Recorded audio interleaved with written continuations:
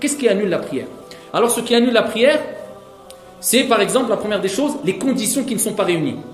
D'accord? C'est une condition de validité de la prière qui n'est pas présente, la prière est nulle. Comme quelqu'un qui va prier sans ablution, quelqu'un qui va prier sans préserver sa aura, cacher sa aura. Alors la aura, il y a la aura mughallada et mukhaffafa, on avait dit. Alors la aura grave, c'est quoi? C'est les parties génitales et les parties intimes, c'est tout. Ça veut dire que dans l'école de l'imam Malik, même si les cuisses se dévoilent sans faire exprès, ta prière elle est toujours valide. D'accord? Le fait de prier volontairement sans être devant la qibla, ta prière elle est nulle. D'accord? Ça annule la prière. Parmi les choses qui annulent la prière, le fait de parler, al-kalam volontairement. Al-ulama ils ont dit même si tu dis ouf. Pourquoi ouf? Si tu soupires, tu fais ouf. مثلا l'imam il va طول. Oh. Salatuka batila عند المالكية.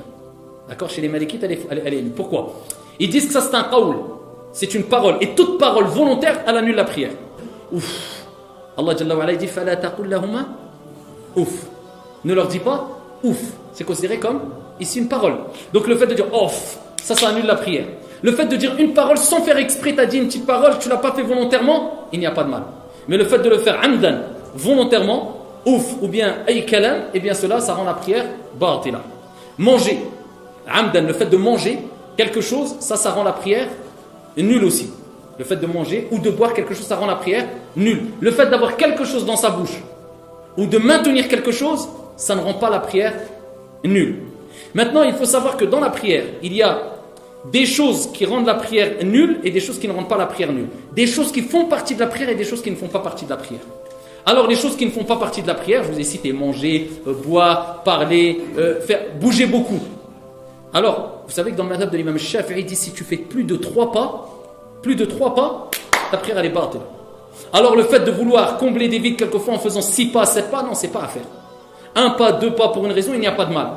Certains, pour rejoindre la sutra, quand la prière obligatoire est terminée, ils viennent, ils bougent partout dans la mosquée, une fois à droite, une fois à gauche, une fois devant, ils se promènent. C'est quoi ça? Même quelqu'un qui voit, il dit prie ou pas? À partir du moment où tu vois quelqu'un faire des gestes, à tel point que tu te dis, ça, il ne prie pas, c'est pas possible, sa prière elle est batila. D'accord? Sachant que as-sutra, c'est quoi as-sutra? Ce que tu mets devant toi, pour prier, pour éviter que les gens passent.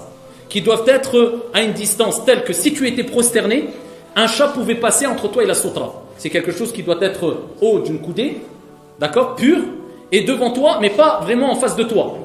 Tu dois être à l'extrémité droite de la sutra ou à l'extrémité gauche de la sutra, et ça c'est dans les 4 écoles juridiques, et ils ont utilisé le hadith d'Al-Miqdad bi sanadin sahih, où il est rapporté que le prophète sallallahu alayhi wa sallam, à chaque fois qu'il priait en face d'une sutra, il se mettait jamais en face de la sutra, soit à l'extrémité gauche, soit à l'extrémité droite de la sutra. La sutra, c'est une sunna, ça fait partie des quoi? Des obligations?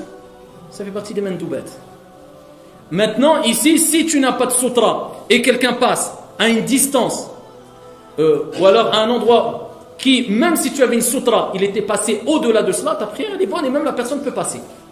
Ok, si quelqu'un il a 5 mètres de toi, tu n'as pas de sutra, il peut passer, il n'y a pas de souci. D'accord? Maintenant, ce qui fait partie de la prière, quelqu'un va rajouter une parole de la prière. Exemple, Suratul Fatiha, il va réciter 2 fois Suratul Fatiha. Surat al-Fatiha, min as-salah, ça fait partie de la prière. Est-ce que sa prière elle est batila? S'il rajoute une prière, une chose involontairement, il n'y a pas de mal. S'il le fait volontairement, inda al-Malikiyya, il a récité 2 fois Surat al-Fatiha, volontairement, involontairement, il doit faire sujoud as-sahl, ba'd as-salam, parce qu'il a rajouté une chose.